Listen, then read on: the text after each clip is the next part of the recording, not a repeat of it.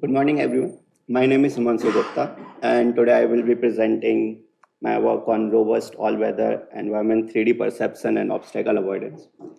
Instead of 3D, I will be focusing more on 2D side today, and I will be giving a brief description about the project, then how the adverse weather affect different vision sensors, following by my two recent work of weather intensity prediction using videos, and robust object detection for all weather conditions.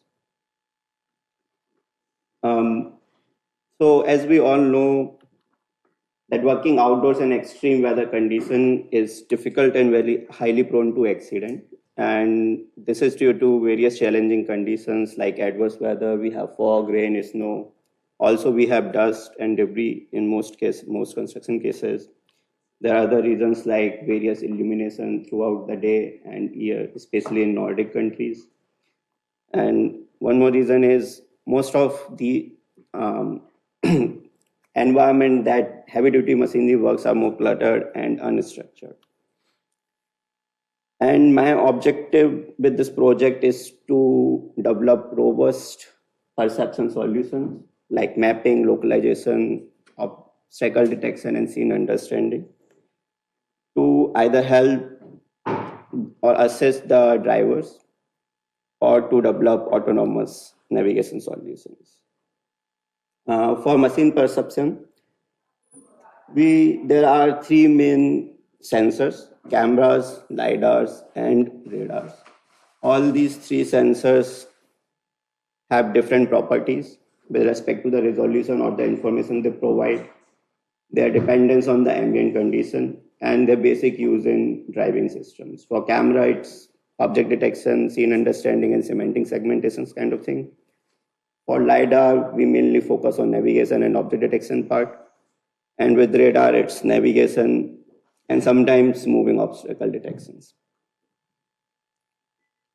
These perception sensors are affected by adverse weather, with camera and LiDAR highly prone to susceptibility for adverse weather, while radar is not get affected that much. To remove the adverse effect of these weathers from sensor data, there are two main ways we can do that. One is data restoration, which is possible in case of camera, partially for LiDAR, and for radar, we don't need it right now. And for the second option is data filtering, which in case of cameras, it's not needed, but for LiDAR, it's very possible and very effective also. And similar with in case of radar. And my work has focused mostly on the camera and the LiDAR side of these sensors, which I will be discussing. In addition to weather, different weather affect these sensors differently. And the intensity also changes how much noise can be present in the data stream. For example, in case of snow,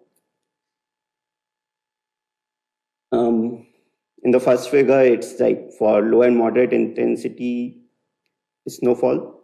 And you can see the concentration of noisy points. This will point or not. Is very small compared to the heavy snowfall weather. Similarly for rain and also for fog. But compared to snow, rain and fog does not have that much noise or does not create too much noise in the sensor stream. And I also run few simple experiments just to show how the weather and the intensity affect different perception algorithms. So this is the case for object detection. In case of moderate snowing and heavy snowing, I just use YOLO V5's off-the-shelf model to detect objects, and they work. Similarly, in case of fog, they mostly work, but the problem is in case of heavy weather intensity, the prediction score is quite low compared to clear weather or even moderate weather. Similarly, in case of LiDAR, I showed like how data filtering can be affected by weather intensity. So in case of low or moderate is no.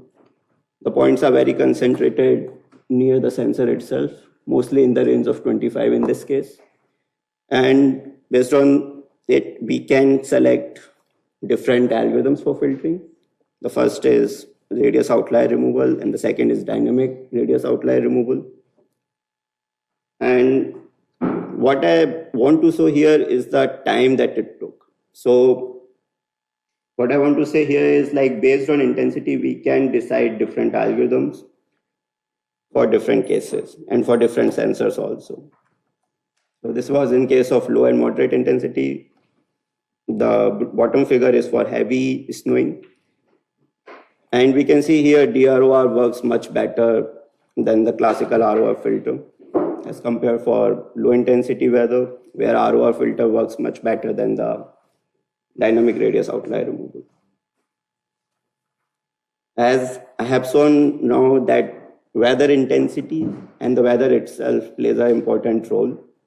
Hence, we need to know this information to assess the amount of noise in sensor data or the reliability of vision sensors. Hence, we created this VARI dataset, which has video clips to predict weather and the intensity.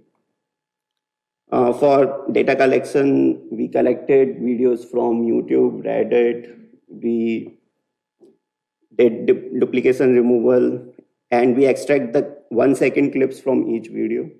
If the video is longer, then we extracted multiple clips. And then we do filtering and labeling. So here we have to do manual labeling. We tried to automate or semi-automate the process, but it didn't work that well. As we had did manual labeling, we had to verify our labels.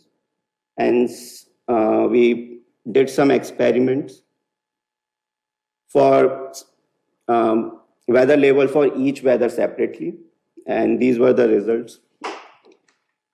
So this is a multi-class intensity recognition problem.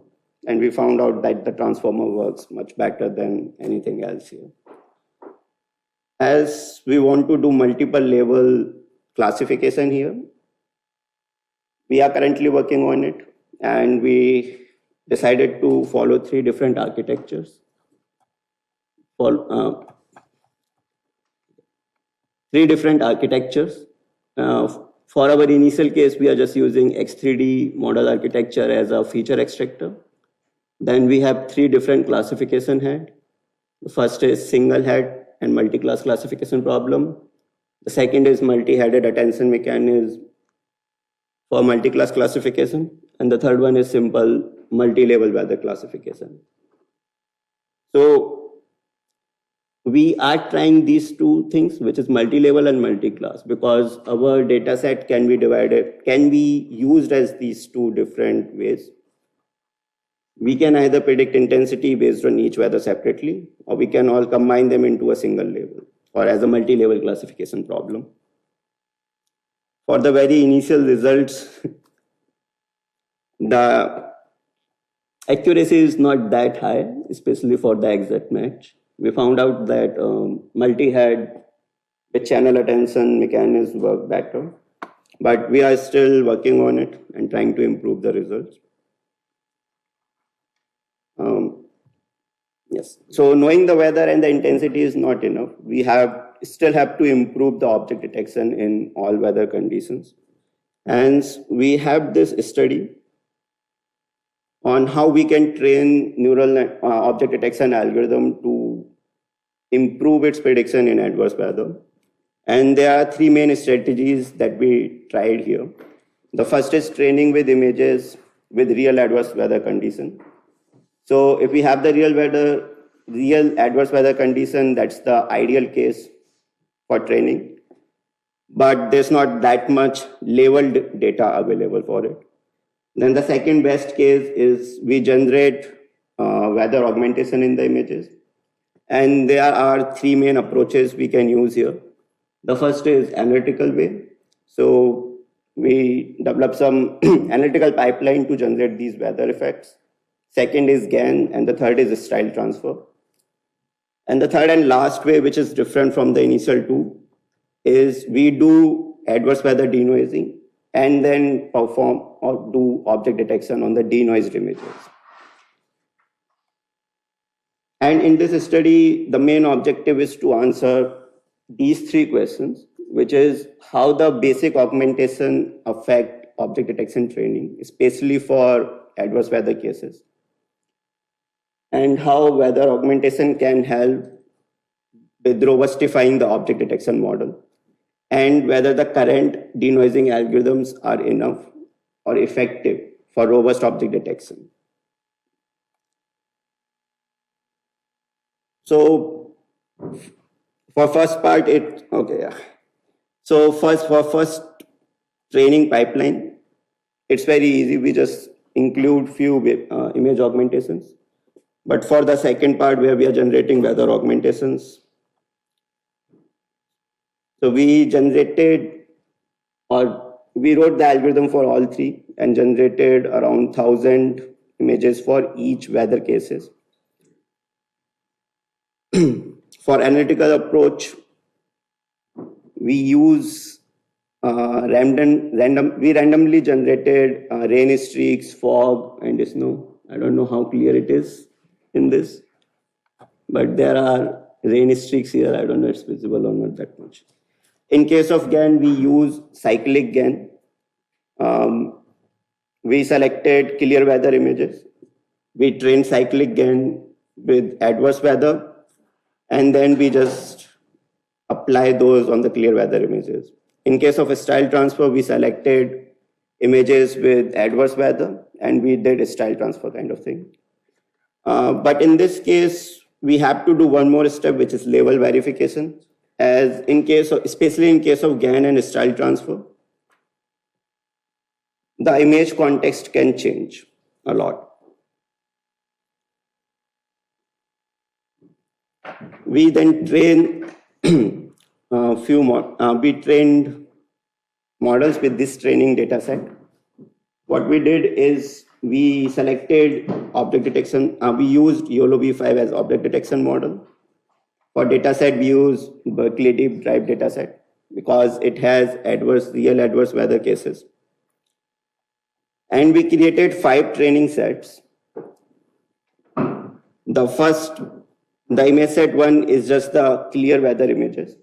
The image set 2 contains clear and real adverse weather cases. For image set 3, 4, and 5, it's clear plus analytical GAN and style transfer, then weather augmentations.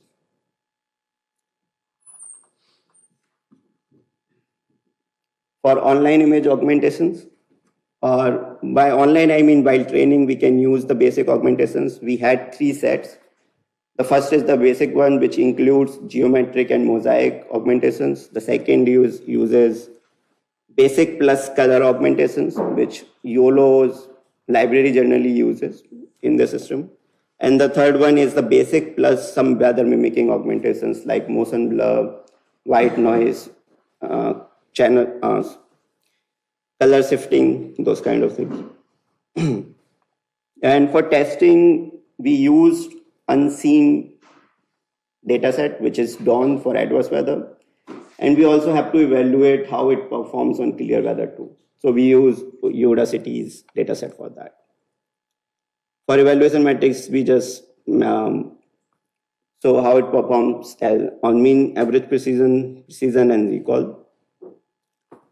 So these are the results that we got. It's hard to conclude what is happening here. So based on the previous 3 questions that based on the objectives, we can conclude something like this. So the image augmentation 3, which is basic or the geometric augmentations plus the weather mimicking effects, those generally improve the overall precision in all weather conditions, while basic augmentations plus what YOLO uses, simple color augmentation, they generally improve the MAP for training with clear weather. For training with weather augmentations, they generally performed better compared to training with clear weather and the basic augmentations. And among these three weather augmentations that we used, style transfer performed the best in all cases, most of these cases. So this was the conclusion from that. How it can help us is, if we have a data set and not all weather images, not all weather conditions are present, we can fine tune the data set, generate new data set based on this information. Like what helps where, which augmentation helps with which weather condition. But the overall best performance was when we trained the model with real adverse weather condition images. That's the ideal case, but we don't always have that. The third question, which is how the denoising and object detection works in tandem. So what we did here, we used DAWN dataset and we did denoising using various state-of-the-art denoisers. And then we did object detection on those. As you can see, like sometimes with most algorithms, denoising works. You can see clearly, like in case of de-snowing, that the snowflakes or snow particles are removed and replaced with the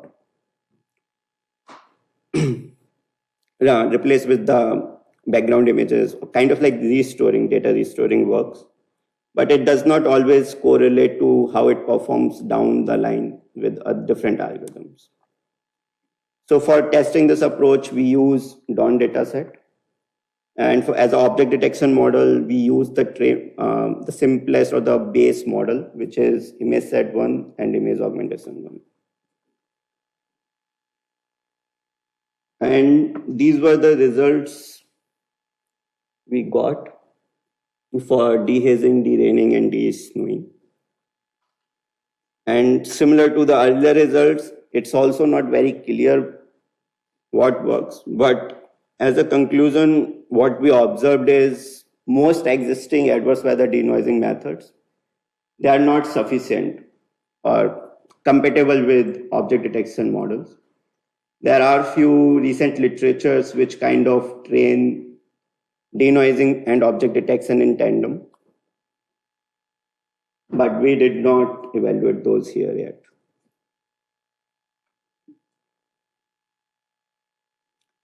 Based on the result of this denoising, that denoising does not work, I am currently working on this task-aware adverse weather denoising, in which the object detection and the denoising GAN, they are trained with the same encoder, just to evaluate how it will affect both pipelines. And if it's successful, we can just separate those two models and use it separately. That's the whole goal. And also to robustify the multi-level weather intensity detection. Thanks. If you have any questions.